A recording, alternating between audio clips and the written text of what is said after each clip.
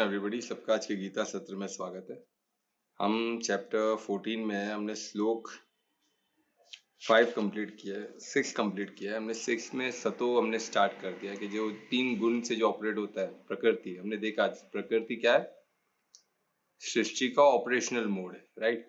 जिस तो उसमें वो ऑपरेट कैसे करती है, 3 गुणों से करती है, 3 मोड ऑफ ऑपरेशन। 3 बोलते हैं ना, जैसे हमने प्रिंटर का 3 रंग देखा, तो पूरा रंग से ही सब बनता है ना। पेंटिंग तो पूरा रंग से ही बनता है, 3 रंग के मिक्सचर, कॉम्बिनेशन, परम्यूटेशन से पेंटिंग बनती है।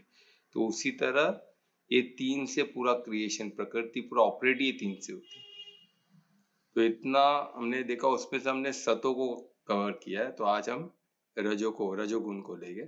तो हम ये दोनों गुण कम इतना इम्पोर्टेंट है, तो कि आज हम देखेंगे कि आज के संदर्भ में रजोगुण कितना इम्पोर्टेंट है और हमें क्यों जानना है रजोगुण। तो जैसे मैंने बताया था, ये एक एक्सपर्ट जो होता है ना, वो जो नहीं करना उसको भी बेहतर जानता है कि उससे दूर रह सके। अगर हम कोई चीज को नहीं जानते तो हम उसको एटलीस्ट ट्राई करेंगे ना, अच्छा है बुरा है क्या है। पर एक बार हमको पता चला कि वो गलत है, तो उसके बाद कौन ट्राई करेगा उसको। अभी एक कुछ खाने की चीज आई, आपको पता है उसका टेस्ट खराब है, आपने टेस्ट कर लिया उसको, या तो किधर पड़ा है आपने, तो आपको पता है उसका टेस्ट खराब है या तो आपके लिए हानिकारक है, आप उसको टेस्ट ही नहीं, उसको हाथ ही नहीं लगाओगे ना। पर जो अनजान इंसान है, जिसको पता ही नहीं कुछ, उसके सामने आ गया, भूख लगी तो ट्राई तो करेगा ना एक बार। फिर पेट दुखेगा, जो उसका नुकसान होगा वो भोगना पड़ेगा, फिर नेक्स्ट टाइम वो नहीं करेगा। तो इसलिए अगर हमको पता हो, अगर उसका भी ज्ञान हमको हो कि क्या है और इसमें पढ़ने से क्या नुकसान हो सकता है, तो हम उससे अवॉइड कर सकते हैं ना। तो इसलिए रजोगुण को जानना जरूरी है, हमको सतों में रहना है, क्योंकि सतों से क्या होता है, मददगार बनते हैं हमको शुद्ध सतों में जाने। और आत्मा क्या, शुद्ध सतों में, तो हमको आत्मा शुद्ध सतों में ही रहती है। तो ये कैसे हम अटैच होते हैं हमने देखा था। तो कोई भी जो नहीं देखे तो वो रिकॉर्डिंग देख सकते हैं। तो हम ये तो इसलिए रजो को भी जानना जरूरी है और तमो को भी जानना। तो हम आज रजो करने की कोशिश करें, कवर करने की। तो इसमें परमात्मा का साथ हमें चाहिए, तो हम उनको अब आशीर्वाद लेते हुए आगे बढ़ेंगे, ठीक है। तो दोनों हाथों को नमस्कार मुद्रा में लाएं और लंबी गहरी श्वास लें, पूरे शरीर को शिथिल करें और शिथिलता में यह अवेयरनेस लाए कि हम आत्मा है, हम शरीर नहीं। आत्मिक दृष्टि से ज्ञान को देखें। पूर्ण समर्पण तभी होगा जब आत्मिक स्थिति में, यानी जो भी हर अटैचमेंट को छोड़ दिया ना, पूर्ण समर्पण। जब भी किधर भी आसक्ति में फंसे हैं, तो उधर समर्पण नहीं हो सकता। टोटल अनासक्त होना ही पूर्ण समर्पण। परमात्मा को हम आशीर्वाद दें कि हम पूर्ण अनासक्त हो, पूर्ण समर्पण से हम उनके राह पे चल सके और ज्ञान को समझ सके। परमात्मा को धन्यवाद करें ऐसे ज्ञान के लिए, उनको आशीर्वाद मांगे कि हम उनका आशीर्वाद के लिए प्रार्थना करें कि हमें वो ये ज्ञान हमें सरल हो, ऐसी आशीर्वाद दे, हम इसे समझ सके और ज्ञान स्वरूप बन के अपना और सबका मंगल कर सके। परमात्मा को फिर धन्यवाद देते हुए हाथों का दर्शन करें, हाथों की ऊर्जा को आंखों चेहरे पर लगाएं। ओम श्री गणेशाय नमः। तो चैप्टर 14 में हम चैप्टर 6 हमने कंप्लीट किया, जो सतोगुण था। हमने 5 हमने देखा कितना अद्भुत था, वहां से शुरुआत हुई थी कि 3 मोड कितना जरूरी हमने वो समझा, है ना। तो उससे हमको, और ये हमारे लिए कितना जरूरी है ना, स्पेशली हमारे लिए बहुत जरूरी। तो इसको हम बहुत अच्छी तरह समझेंगे और उसको जीवन में, मैंने काफी लोगों को प्रैक्टिस भी करने बोला, मेरे ख्याल से काफी लोग ने इसको प्रैक्टिस भी किया रहेगा, तो वो शेयरिंग भी कर सकते हैं लास्ट में, है ना। इससे क्या होता है, हेल्प होता है।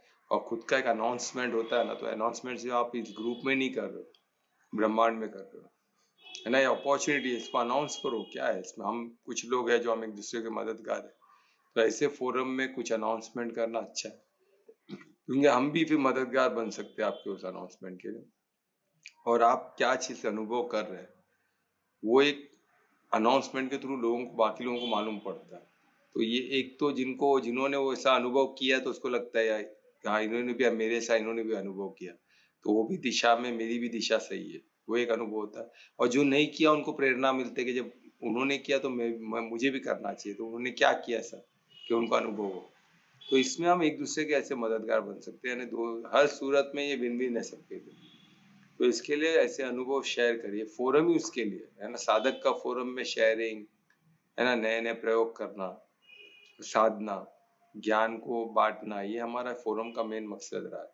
ठीक है, और सबके लाइफ में खुशहाली, वो बोलते ना, वो संस्कार लाना, वो खुशहाली लाना, सबको दिशा देने की एक हैबिट हो जाए कि हम दिशा दे सके अपने जीवन को, वो बहुत जरूरी है। तो उस सब चीज को हम बिंदु में रखते हुए, ध्यान में रखते हुए आगे बढ़ेंगे। तो जैसे मैं बताया था कि चैप्टर 14 में श्लोक हमने 6 किया, तो 6 में था हमने सतोगुण को लिया था, जो सतोगुण सबसे बेस्ट मोड है, जो प्रकृति जो मोड में ऑपरेट करती है सतो, तो ये 100% सतो हो सकता है क्या? बहुत डिफिकल्ट है, क्योंकि हम पूर्ण ज्ञान में आ ही नहीं सकते, कुछ ना कुछ तो हमें पता नहीं चलने वाला। तो सतो में रहना मीन्स अपनी दृष्टि सतो में रखना। प्रकृति 100% सतो में चल रही है क्या? थोड़ा तो उसमें रहेगा, क्योंकि हम कलयुग में है, तो कलयुग में पूरा 100% सतो होना ये बहुत ही ज्यादा, बोलते ना, टू मच हो गया हम एक्सपेक्ट करना, उसमें कुछ ना कुछ तो रहेगा ही। पर हमारी दृष्टि सतो में ही होनी चाहिए। हमारी दृष्टि अगर दूसरे का पड़ी तो हम उस मोड को ऑपरेट कर रहे हैं ना। गियर है, समझो गाड़ी में 3 गियर है, तो हमको सतो के गियर में ही गाड़ी चलाना। हम अगर तमो रजो में भी चलाने लग गए तो प्रॉब्लम है। तो हमको क्या, गियर हम अपने दृष्टि से, अपने हाथ में है ना गियर, तो गियर हम तो हमारे ऊपर है क्या गियर में डालना है। तो वो हम वैसी दृष्टि हमारे पास है, आत्मा के पास है, आत्मिक दृष्टि तो आत्मा के पास है। आत्मिक दृष्टि से दृष्टिकोण बनता है ना, जहाँ हम फोकस करते हैं, क्या हम देखना चाहते हैं, क्या हम समझना चाहते हैं, वो तो आत्मा ही देती है ना। ये बॉडी को, ये प्रकृति को आप क्या फीड करना चाहते हो, इसका दृष्टिकोण कैसे बनाना चाहते हो, तो ये आत्मिक दृष्टि के पास है, दिशा के पास है। तो सतोगुण सबसे बेस्ट है। इसमें क्या होता है कि आप सब सत का दर्शन करते हो, सत, हर चीज में सत को देखते हो। सत क्या होता है? जो परमानेंट है ना। कोशिश तो कर सकते हो, भले दिखे नहीं, पर कोशिश तो वही रहेगी ना जो परमानेंट है, जो परमात्मा को रिजेंबल करता हो, जो धर्म को रिजेंबल करता हो, ऐसी चीज को हम ढूंढेंगे तो क्या होगा? वो तो आसान होगा। जैसे हम मंदिर में जाते तो हम मंदिर में मूर्त में क्या देखते हैं? अमूर्त को देखते हैं ना। वो परमात्मा का भी, जैसे मूर्ति राम जी की बना, हमने किसी ने राम जी को नहीं देखा, पर हम राम के जो स्वरूप को देखते हैं, हम उनमें वो मर्यादा पुरुषोत्तम देखते हैं, है ना। हर कोई देखे, हनुमान जी को देखते हैं, उनके पीछे की वो भक्ति को देखते हैं, वो भक्ति स्वरूप को देखते हैं। अनन्य भक्ति कैसे हो, तो हनुमान जैसी। तो वो चीज हमको उनकी प्रेरित करता है, उनकी तरफ देखता। तो हम मूर्त ही है, वो उसके पीछे की शक्ति क्या है? वो भक्ति की शक्ति है। तो वो चीज को देखते हैं हम। तो ये बहुत अद्भुत चीज है, ये सतो की शक्ति। देखो, जो सतो में नहीं है उसको मंदिर में ऐसे क्या है, सब क्या हो रहा है, उसको और लगे क्या कर रहे सब, उसके समझ में ही नहीं आएगा।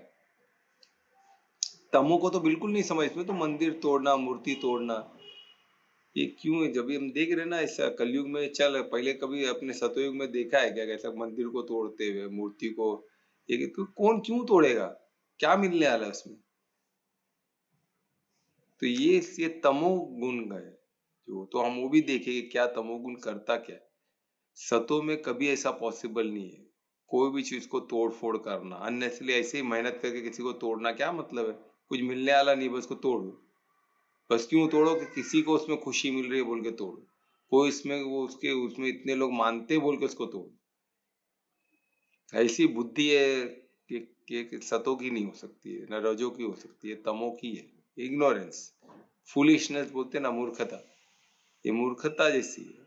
और अभी नहीं चलने वाला है, क्योंकि अभी क्या है, सब कनेक्टेड है। पहले छुप छुप के चलता था, अचानक भीड़ में आए तोड़ के चले गए, किसको मालूम ही नहीं पड़ता। आज हर एक के हाथ में कैमरा है, हर चीज फटाफट कवर किया जा सकता है, उसका रिकॉर्ड किया जा सकता है, हर जगह पब्लिश भी हो सकता है। तो ये सब चीज अभी चलने वाला नहीं है। अभी तमो का बहुत मुश्किल हुआ। तमो कब चलता है? जब अंधकार हो, इंफॉर्मेशन की कमी हो, हर चीज की कम कम जिधर कमी होती है तो तमो रहता है। इधर ज्ञान इंफॉर्मेशन अवेलेबल, एक टैब पे आपको नॉलेज मिल सकता है, एक टैब पे आपको इंफॉर्मेशन मिल सकता है, इंफॉर्मेशन से आप ज्ञान तक पहुंच सकते हो। तो ऐसे माहौल में तमो का पनपना बहुत मुश्किल है, तो वो जगह में रजो पनपते हैं।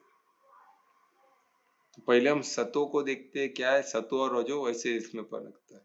तो सतो तो पनपेगा, ज्ञान समझेगा तो, पण अभी कलयुग में रजो कैसे आ गया पिक्चर में, वो हम देखेंगे, ठीक है। तो सतो को लेते हुए चलते रिवीजन में। तो सतो का हमने देखा क्या था, सतो भी एक किस्म का मोड है, और सतो में क्या हमने देखा, हमने प्योरिटी को देखा।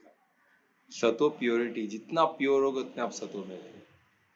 प्योरिटी यानी क्या, दृष्टि की प्योरिटी, मन की प्योरिटी, बुद्धि की प्योरिटी, हर चीज में प्योरिटी, खाने की प्योरिटी, हर चीज में प्योरिटी। प्योरिटी यानी गंद नहीं, गंद से दूर, गंदगी से दूर, बुरे आदतों से दूर, बुरे थॉट्स से दूर, जितना हो सके। सतो इंसान हर चीज, बुरे चीजों से दूर रहना चाहता है, गंद से दूर रहना चाहता है, अनवांटेड व्यर्थ से दूर रहना चाहता है। वो सतो का, सतो वो क्या चाहता है भाई, जो मेरे काम की है, जो मुझे दिशा देती है, जो मेरी मददगार बनती है, वो चीज मैं पढ़ू ना। इससे मेरा नुकसान है तो मैं क्यों करूं। सतो इंसान जब भी उसका किसी चीज से उसका नुकसान है, उसके आगे उसकी गति में अड़चन बनने वाला, वो सतो इंसान नहीं करेगा।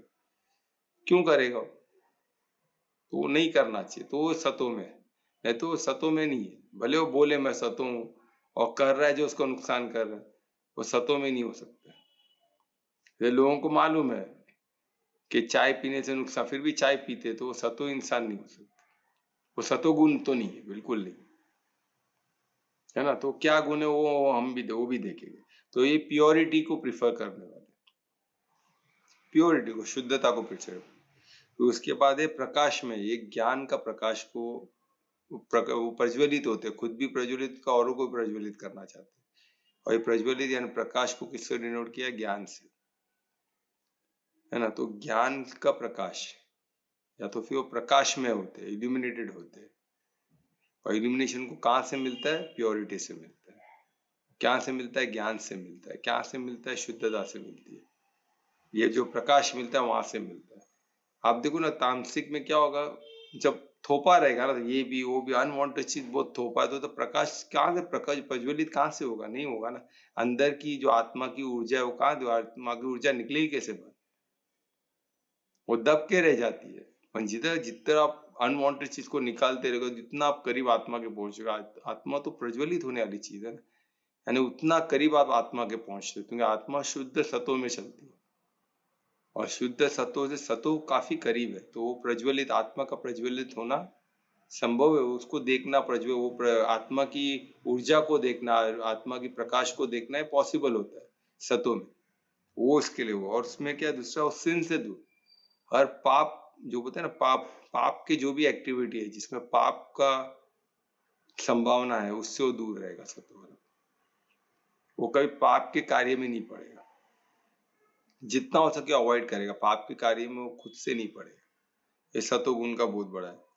और इससे जो सुख उत्पन्न होता है, इसमें इसलिए खुश रहता है वो, क्योंकि अनवांटेड चीजों से, अनव्यर्थ से, पाप से, है ना, इम्प्योर चीज से, है ना, तो उससे वो दूर रहता है, तो इसलिए वो सुखी रहता है। वो हैप्पीनेस काफी, वो सुखमय कंडीशन में रहता है, वो खुश रहता है, वो संतुष्ट रहता है, क्योंकि उसके उसको उसको पता है इसको ये चाहिए, और उसके लिए प्रयत्न करता है, उसको मिलता है। वो व्यर्थ को अवॉइड करता है, पाप को अवॉइड करता है, तो उसके लिमिटेड चीज उसको चाहिए, उसको मिल जाता है, तो वो खुश रहता है। तो इसलिए वो खुशी, और ये इसके एसोसिएशन में रहता है सुख, और उसी में फंस जाता है सत्व वाला। सत्व वाला, हर कोई सत्व वाला आत्मिक स्थिति में पहुंच जाएगा, परमात्मा को प्राप्त करेगा ऐसा जरूरी, तो उधर भी बाइंडिंग है, वो खुशी से, वो जो संतुष्ट है उससे बाइंड हो जाता है। उससे जो उसको प्राप्ति होती है, जो उसको रेस्पेक्ट मिलता है, जो उसको सुख मिलता है, उससे वो बाइंड हो जाता है, उसके संग में वो फंस जाता है, उधर वो उसको उसको बांध लेता है। तो यानी बंधना सतों में भी हो जाता है, तो उसके वजह से वो जीवन मृत्यु में आते रहता है, निकल नहीं पाता है ये साइकिल से, है ना। तो ये मोड, हर मोड, प्रकृति का हर मोड आपको पकड़ के रखता है, तो प्रकृति के हर मोड से हमको बचना है। ऐसा नहीं कि सतो में आए, अगर परम धाम जाना है तो हमको उससे ऊपर निकलना हो। कैसे निकले? हमको आत्मिक स्थिति में आना है, शुद्ध सतो में आना है। वो कैसे आना है हम और डिटेल में बाद में देखेंगे, पहले सतो को समझते हैं। तो ये समझ गए सतो को, उसके बाद क्या है? वो बॉन्डेज। और ये बाय एसोसिएशन होता है, इसमें आत्मा भी फंस जाती है। आत्मा भी क्या होती है? ये सतोगुण को बोलते हैं ना, इसमें जो रेस्पेक्ट मिल रहा है, तो ज्ञान है ना, उसमें फंस जाती है। और ये जो फंसना है, ये उसको गिरा देता है, फिर वो आगे नहीं बढ़ पाता है, और उसका फिर से गति नीचे की तरफ होती है, और किधर फिर से जीवन मृत्यु में चलते रहते हैं। एंड वही ज्ञान का अहंकार होना, ये सब उसके रीजंस है। क्योंकि वो अगर ज्ञान को हासिल करने जाएगा तो ज्ञान तो उसको प्राप्ति होगी, जो चीज पे भी आप एफर्ट डालते हो मिलता ही है, परमात्मा को तथास्तु करते ही है। तो ज्ञान जब मिला तो उसका अहंकार होना ही क्या है? ये सतोगुण नहीं है ना, पर वो ज्ञान तो है ना, तो उधर ही फंसा रहता है, सतो के आगे नहीं बढ़ पाता है, उधर ही फंसा रहता है। तो उसका जीवन किस में चलेगा हम आगे देखेंगे, पर ये था हमारा सतोगुण। ठीक है, तो अभी हम सेकेंड जो इम्पोर्टेंट चीज है, जो सेकेंड मोड है, वो क्या है? रजोगुण। और रजोगुण में कैसे आता है? जिसने बताया, सतोगुण और तमोगुण। तमोगुण क्या होता है? अज्ञानतावश होता है ना, एकदम बोलते जो करना ही नहीं चाहिए, जो बोलते ना, जो मूर्खतावश होता है। पर रजोगुण क्या है?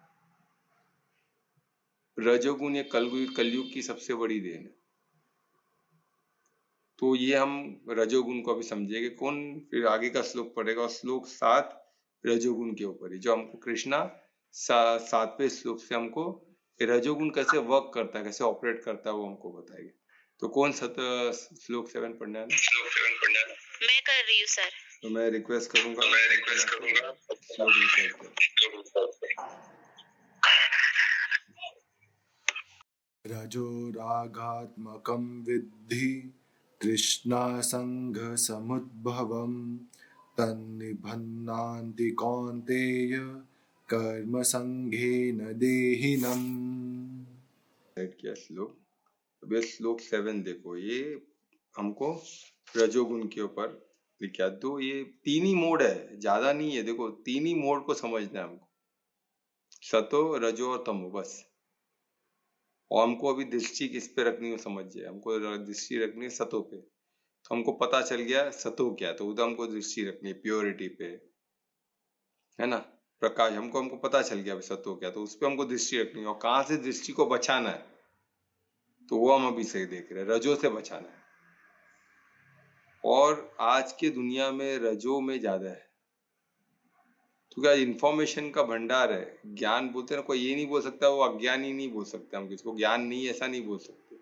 ज्ञान को उल्टा समझना, ज्ञान को उल्टा समझाने की कोशिश करना, ये सब रजो के लोग इसमें एक्सपर्ट होते हैं, बहुत एक्सपर्ट होते हैं उन्होंने।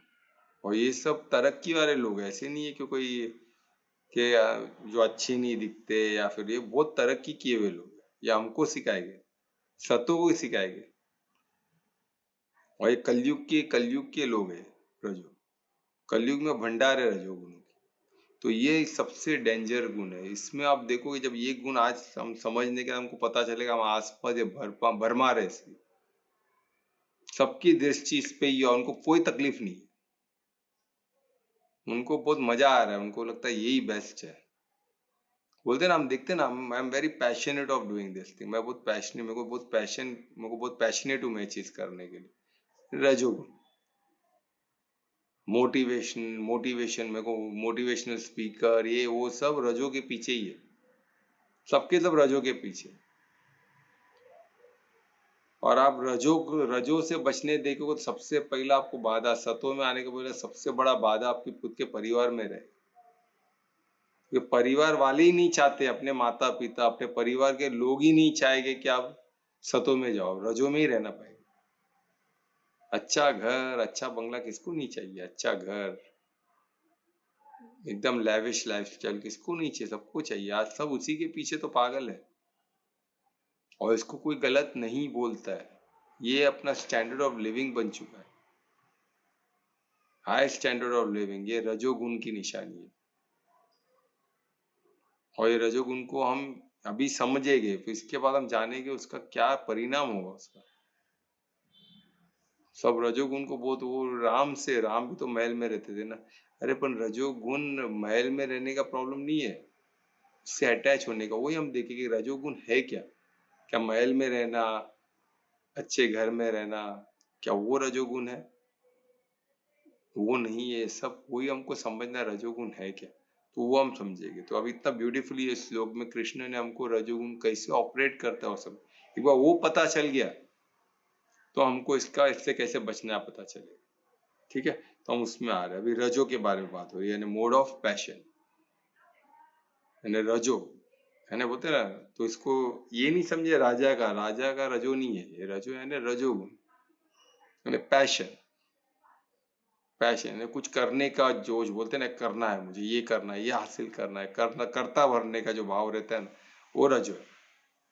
कि मैं करता हूँ, मुझे चाहिए, और इसमें कोई गलत नहीं है। मैं मेहनत करूँ तो मुझे चाहिए भाई, मैं क्या गलत है? मेरे परिवार के लिए चाहिए, मेरे इसके लिए चाहिए, मेरे उसके लिए चाहिए, चाहिए तो चाहिए, उसके लिए मेहनत कर रहा हूँ, तो उसमें क्या गलत है?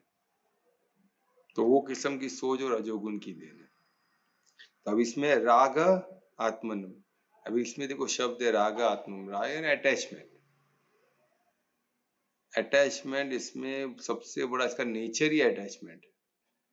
अभी जो भी लोग अटैच है वो सब रजो वाले। इसमें अटैचमेंट बहुत स्ट्रांग और प्योर होता है। हमको लगता है कि अटैच, तो हमको अगर अटैच नहीं हो तो तकलीफ है आज के जमाने। अब पति को मार लगा, अगर उसकी पत्नी वहां बेहोश गिर गई तो अरे क्या पत्नी है वाह। पति को लगा उधर, वो बेहोश होके गिर गई। अटैच है ना, जितना अटैच में उतना लोग आपकी तारीफ करें, क्योंकि ये चीज को एक्सेप्ट कर लिया गया है। अब वही पति को कुछ लगा और एक पत्नी फिर भी खड़ी है, बिगर बिगर रोए उसको, पति को पकड़ रही है, उसको लेके आ रही है, बोले इतना मार लग गया इसको, कुछ पड़ी नहीं, आंखों से एक ड्रॉप आंसू नहीं निकला, कमाल की पत्नी रोए। बोले तो गलत है। वही जो दूसरा पति गिरा बाजू में, ये भी गिरी पड़ी है, तो क्या बात है, क्या पत्नी है, देखो कितनी अटैच है अपने पति से। वो दुखी तो ये भी दुखी है, वो बीमार तो ये भी बीमार, वो खुश तो ये भी खुश, तो इसको अच्छा माना जाता है। ये एक्चुअली गलत है। यही तो हमको इसमें श्लोक में मालूम पड़ेगा। क्या ये रजो में हमको नहीं फंसना है। ये रजो बोलते हैं ना, बहुत खतरनाक चीज है। और कलयुग का सबसे बड़ा, कलयुग में आने का वजह ही रजो है। रजो को हमने एक्सेप्ट कर लिया, इसलिए कलयुग है। रजो को हम रिजेक्ट कर देंगे, ऑटोमेटिक कलयुग खत्म हो जाएगा, स्वर्ग युग आ जाएगा। क्योंकि हम सतो में, तमो को तो मालूम ही है ना, तमो तो नहीं काम का है ना, तो मूर्ख, कोई भी मूर्ख, किसको भी नहीं बनना है। किसको मूर्ख बनना है क्या आज के समय? किसी को मूर्ख नहीं बनना है, कोई मूर्ख नहीं होना चाहता। पक्का 100% कोई भी खुद को मूर्ख में नहीं गिनती होना चाहता, पर रजो में सब रहना चाहते हैं। रजो में सब रहना चाहते हैं, क्योंकि उसमें कोई गलत बोलता ही नहीं। ये अभी का स्टैंडर्ड ऑफ लिविंग हो चुका है। तो इसमें अटैचमेंट इसका नेचर है। और ये कहां से, इसकी विधि कहां से बनती है अटैचमेंट? तृष्णा से, डिजायर से। तृष्णा से विधि, बोलते हैं विधि कहां से आती है? तृष्णा से, कि ये मुझे चाहिए। उसको हासिल करते करते अटैच हो जाते हैं इससे, और फिर उसका कोई लिमिट ही नहीं रहता है। और इससे जकड़ जाते हैं उसमें, उसमें निकलना डिफिकल्ट है, फिर बहुत मुश्किल है उसमें से निकलना।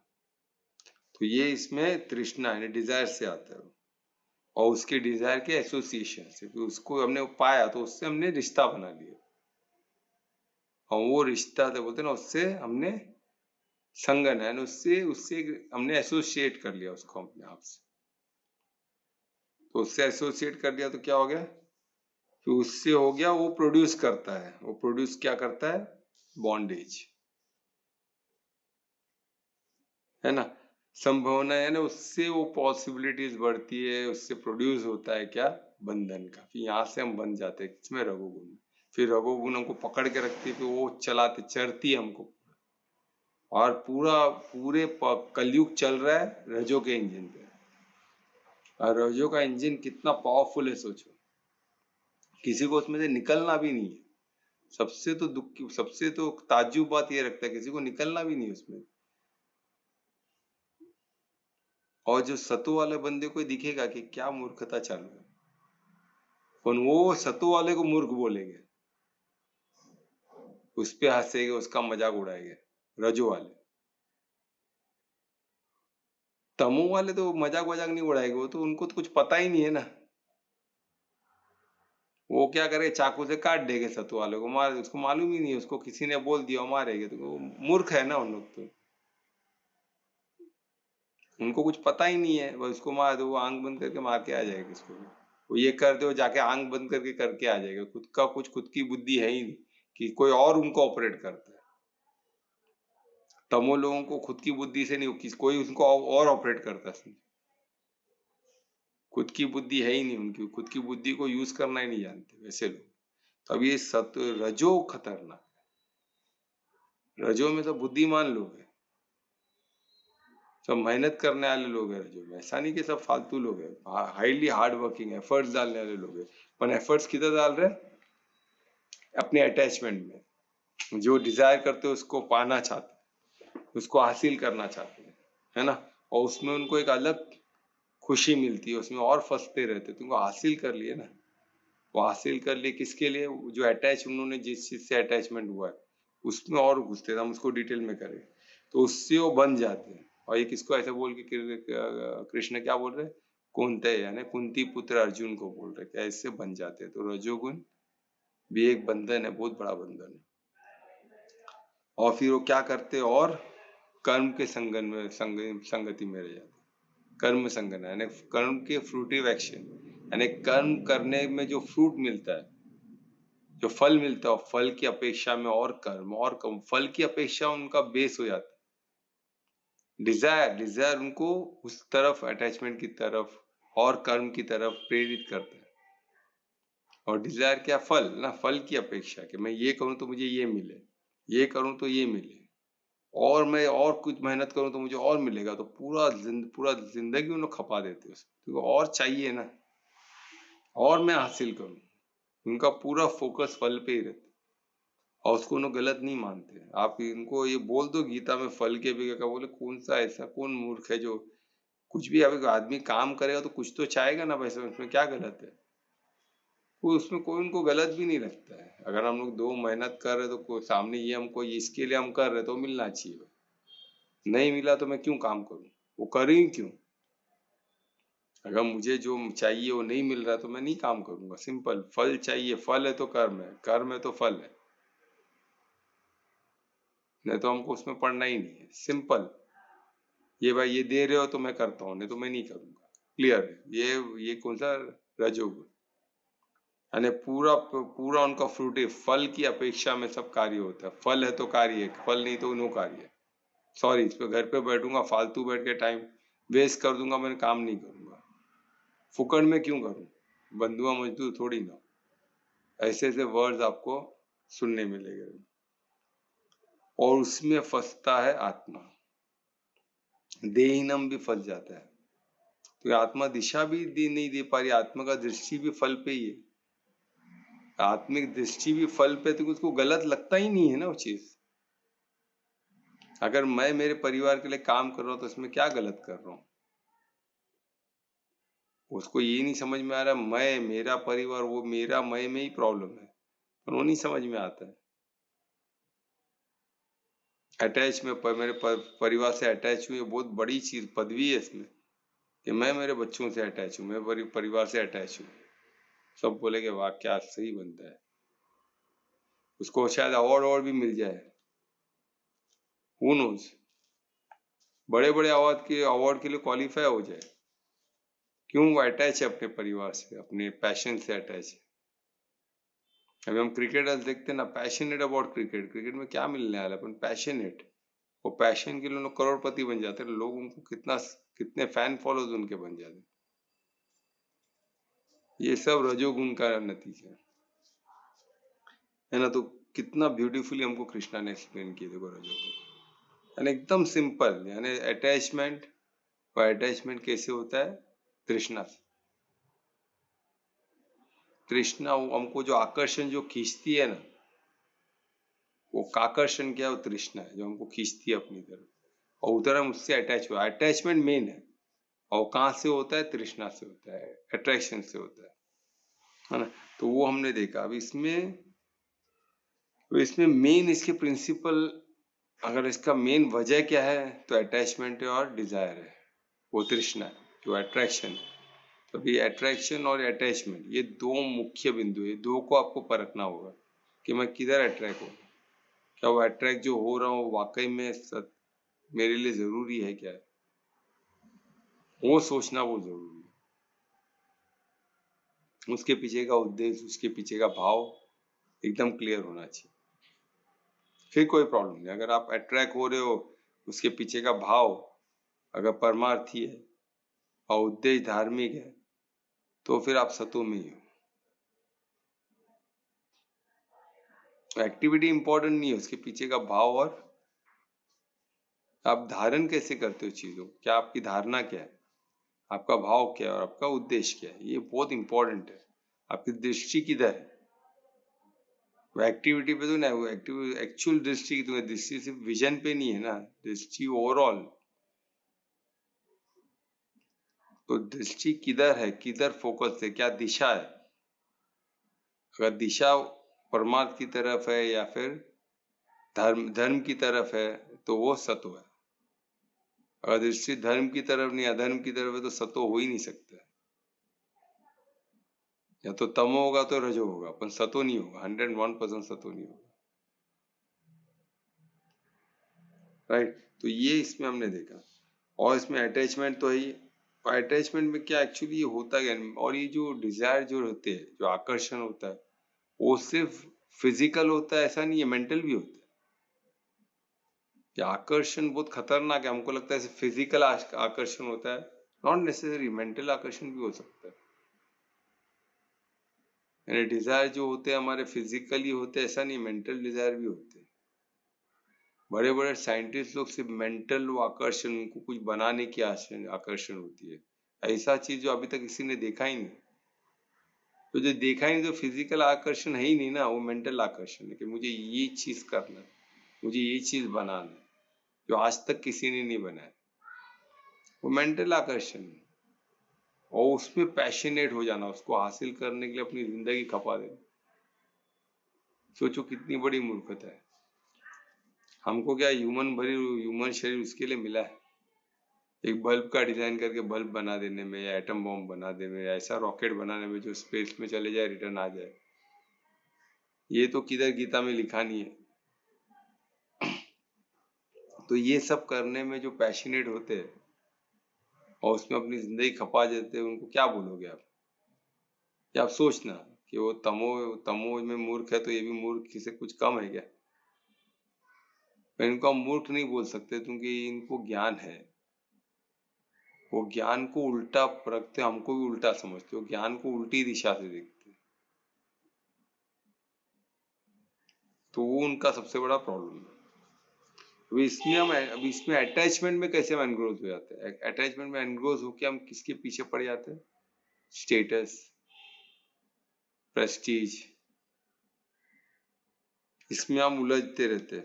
फिर हमने कोई लोग करियर में अपनी जिंदगी निकाल, ये जॉब से वो जॉब, वो जॉब से वो जॉब, करियर बना, पूरा फोकस करियर में रहता है कि मुझे ये IIT में जॉब करना, ये करना, वो करना, फॉरेन में ये कंपनी को ज्वाइन करना। आप मानो, मैं ऐसे लोग को जानता हूँ जो कौन सी कंपनी में काम करना है, उधर क्या बनना है, वो तक उन्होंने पेपर में लिख के रखे उन्होंने। और विश लिस्ट करके एक पेपर बनाने का, मोटिवेशनल प्रोग्राम में ना ट्रेनर्स लोग बोलते हैं विश लिस्ट बनाओ अपना। विश लिस्ट, आप क्या विश कर, क्या डिजायर करते हो, उसको आप लिखो एक पेपर पे, फोटो, उसको बड़े मैगजीन में से फोटो निकालो। अगर कार चाहिए, फरारी चाहिए, फरारी निकालो। जितना बड़ा आपका एम्बिशन रहेगा, उतना आपका रिस्पेक्ट रहेगा। अगर आप मारुति 800 रखे हो कार में, या तो एल्ट्रो सेंट्रो ये सब रखे, मारुति की कार रखे छोटी सी, तो ठीक है भाई, ये अपने ला काम का नहीं है, इसकी सोच ही छोटी है। और वही कोई लड़के ने अगर फरारी सबसे महंगी गाड़ी को फोटो निकाल के सोची कि आई डिजायर फरारी, अरे क्या बात है, इसको बोलते हैं ना, यानी ही विल बी अप्रिशिएट उसकी उसको। और कोई ये बोले ना, बड़ी बड़ी बात करे ना कि मेरे को ये करना है लाइफ में, वो करना है, मेरे को करियर में ये बनना है, सीईओ बनना है, अरे क्या बात है, वाह क्या बंदा है। एम्बिशन हो तो ऐसा हो, सो पैशनेट इज अबाउट इस करियर, इसको अच्छा माना जाता है। और यही पतन का सबसे बड़ा रीजन है। और इसमें कितने सतो लोग भी उनके साथ जुड़ जाते हैं, उनको शर्म आती है, हम उनको ऑब्जेक्ट बोलते तो हमको तो नहीं, हमारा तो वैल्यू कम नहीं हो जाएगा, क्योंकि उन लोग मजाक उड़ाते हैं ना। रजों वालों को आप बोल दो ना, अरे क्या ये कोई बात हुई क्या, करियर में इतना फोकस कर रहा है, इसके लिए तो ही ना हमको इंसान का जन्म मिला है, अरे बाप रे बाप, बोले तू चपरासी बन के रह जा, तू चपरासी में रह, तो उसमें तेरे को अच्छा लगता रहेगा, तू चपरासी बन के रह, सीधा मुंह पे बोल देगा आपको। क्योंकि वो चीज वो फिर अपने इसके उसको डर के सतो वाला क्या करेगा, अरे वेरी गुड यार, अच्छा, वेरी एम्बिशियस, जो बहुत अच्छा है, पर पॉसिबल है क्या, जब प्रैक्टिकल हो ना भाई थोड़ा, वो बोले अगर प्रैक्टिकल क्या, इससे प्रैक्टिकल क्या हो, बड़ी सोच, अगर मैं सीईओ बनने का सोच रहा हूँ तब जाके कुछ ना कुछ एटलीस्ट एचओडी तो बनूंगा, यानी जितना मैं बड़ा सोचूं उससे तो उधर तक, उधर के लिए मेहनत करूँ तो उससे थोड़ा आगे पीछे तो पहुंचूंगा। अगर मैं एकदम नीचे का सोचा तो और नीचे खड्डे में गिरूंगा। यानी एंडोगली बोलने का मतलब है पैशनेट होना, इसको अच्छा माना जाता है। और यही सबसे पहले ऐसे नहीं था, पहले सतों को रेस्पेक्ट था।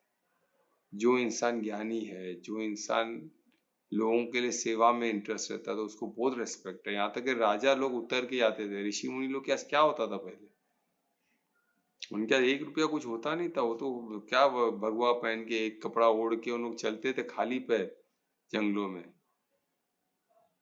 और भिक्षा मांग के खाते थे। और राजा उनको लेने के लिए नीचे उतर के महल छोड़ के उनको लेने आता, क्यों, क्योंकि सतों को रेस्पेक्ट था।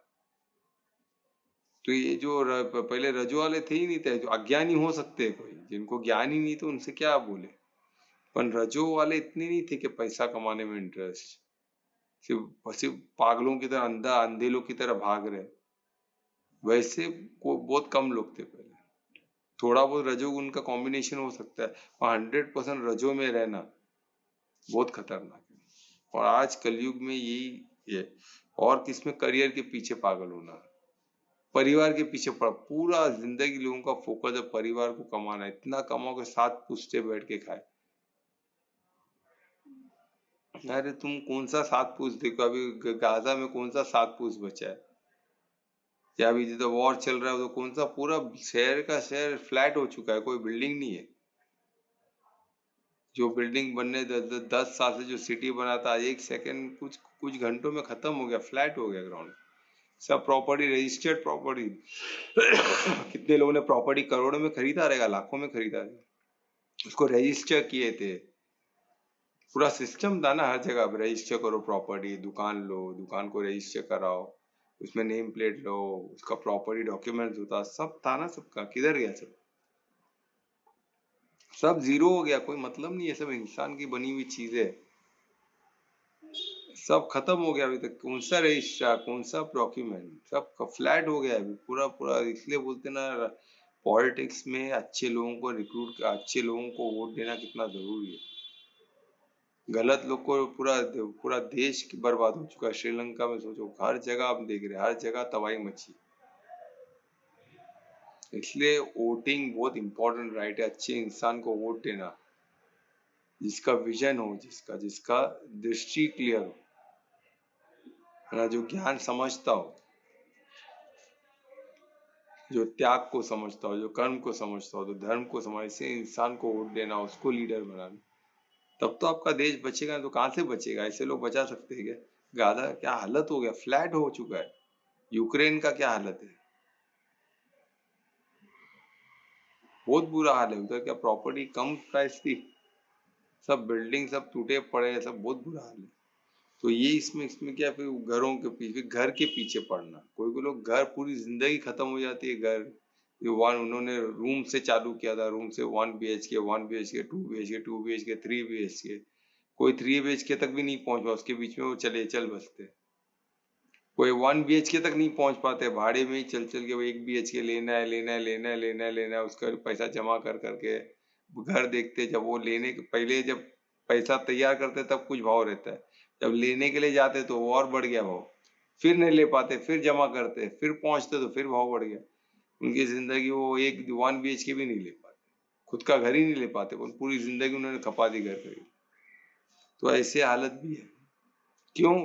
करता वो ये सब रजो वाले, मैं करता हूँ, मुझे ही तो कमाना पड़ेगा और कौन। अभी भी मैं एक से बात कर रहा था, यही पूरे रजो वाले। अरे काम तो करना पड़ेगा ना, हम नहीं करेगा तो कौन करेगा?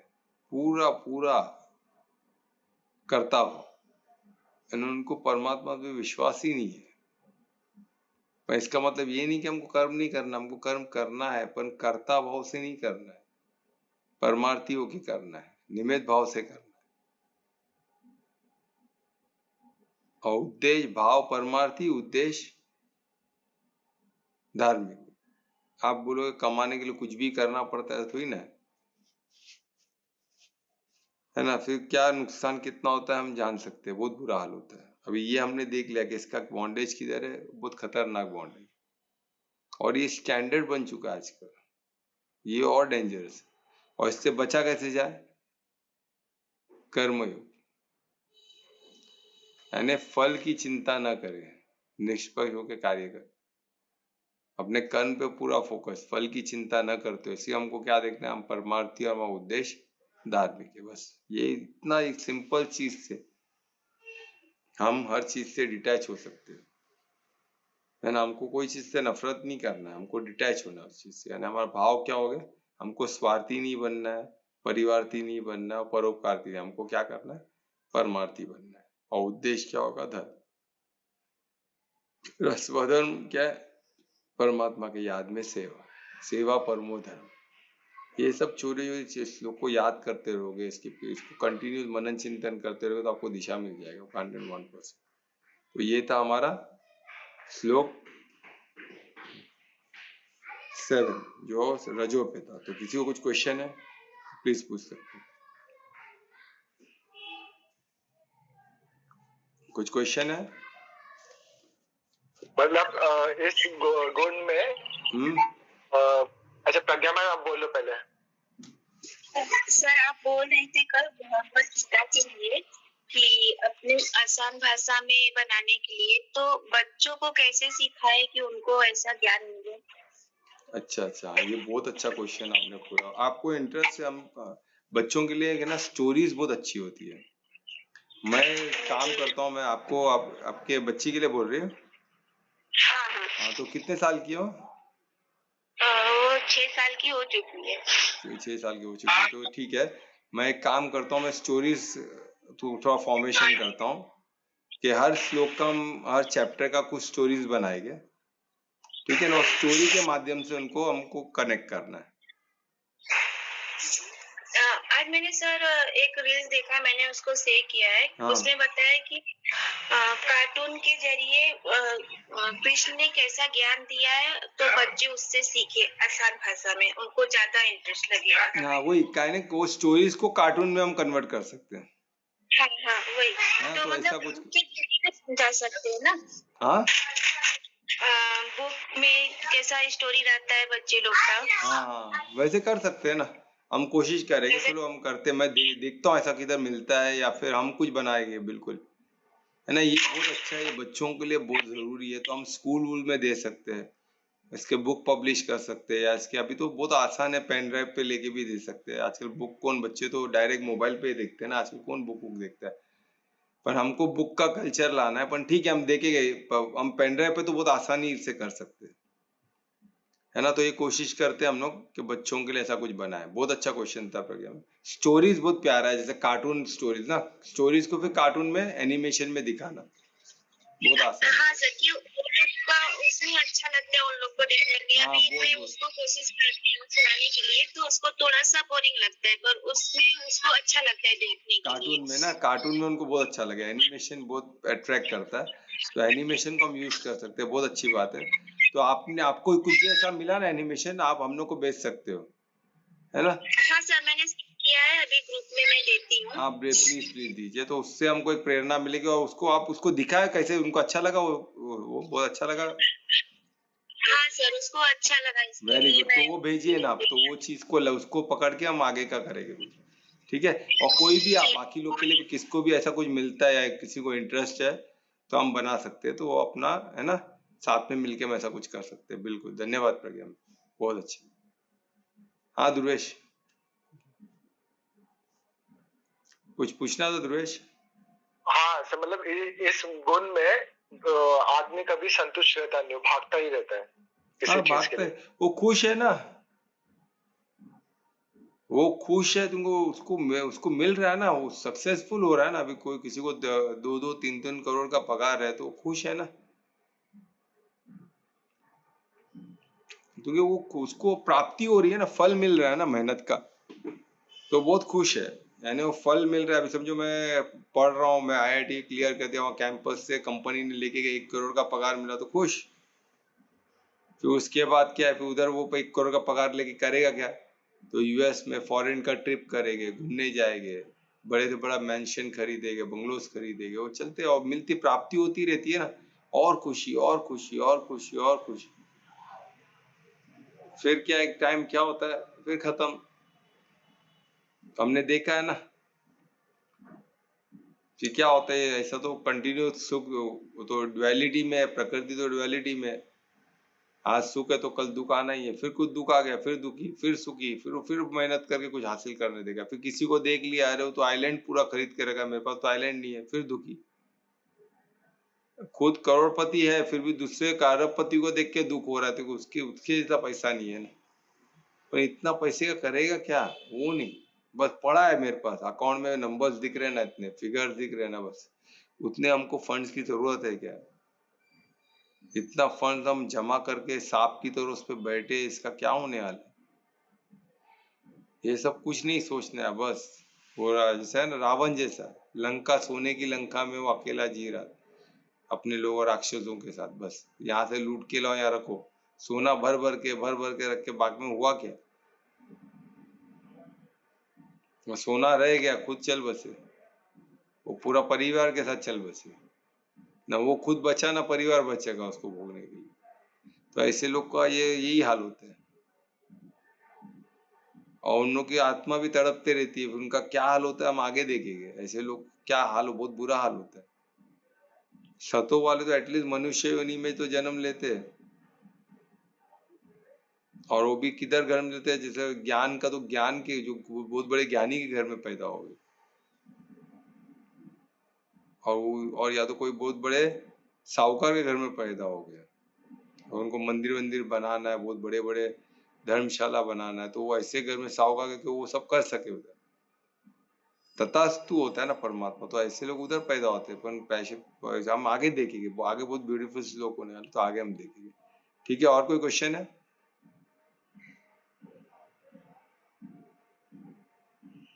नहीं है तो कौन कीर्तन करेगा आज?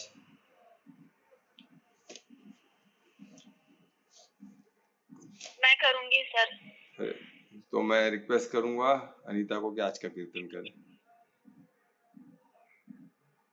हरे कृष्णा।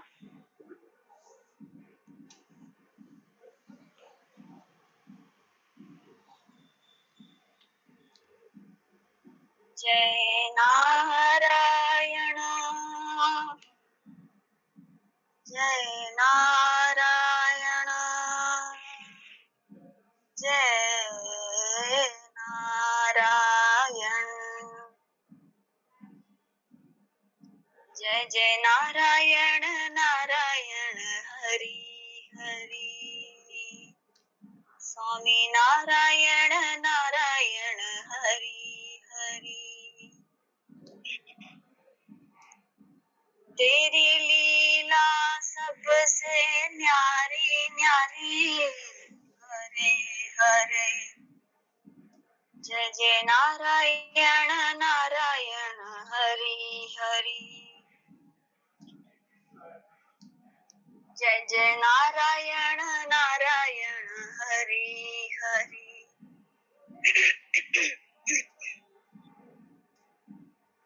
अलख निरंजन भव भय भंजन जन मरणंजन दाता। जन्म निरंजन दाता हमें शरण में दे अपने चरण में कर निर्भय जग त्राता। कर निर्भय जग त्राता। तूने लाखों की नैया तारी तारी हरि हरि।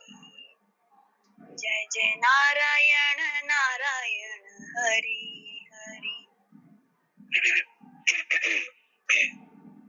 स्वामी नारायण नारायण हरि हरि। जय जय नारायण नारायण हरि हरि।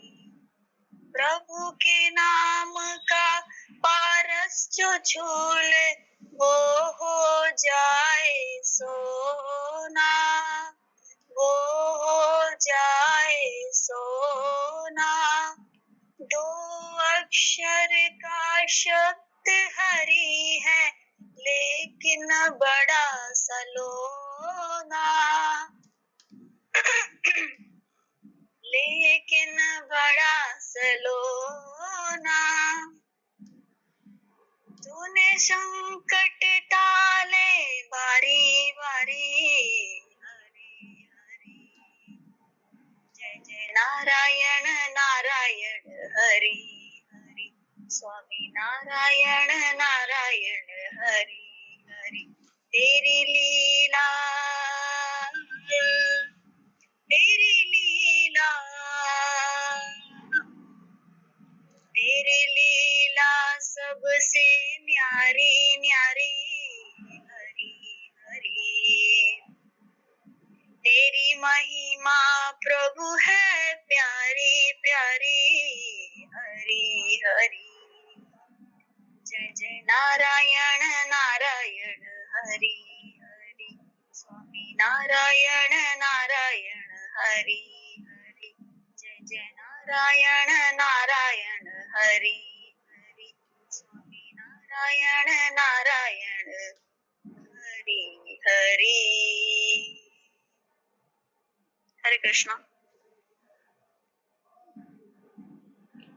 बहुत अच्छे अनीता, धन्यवाद। बहुत अच्छा आपने गाया। और आज के इसके लिए कितना इम्पोर्टेंट, देखो रजोगुण के लिए बहुत इम्पोर्टेंट गाना। ये दो शब्दों का हरि से सब प्रॉब्लम सॉल्व हो सकता है। इतना अद्भुत ये गाना था कि सब कुछ हम उनको और उनके नाम पे सब उनको परमार्थी बन के कार्य करने से बेटर कुछ है ही नहीं। सब आसान हो जाता है, बहुत सरल हो जाता है, बहुत आसान। जीवन बहुत सरल है पर इसको हम कॉम्प्लिकेटेड कर देते हैं कर्ता बन।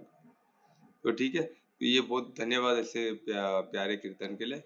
अनीता, महामंत्र भी तुम ही करोगी? हाँ सर। तो मैं रिक्वेस्ट करूंगा अनीता को महामंत्र।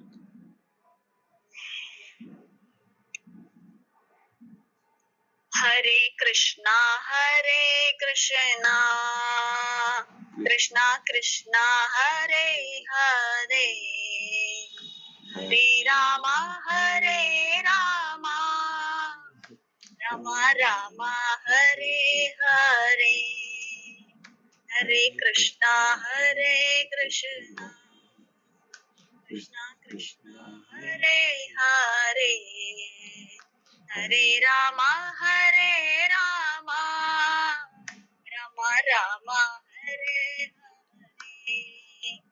हरे कृष्णा कृष्णा कृष्णा हरे हरे। हरे रामा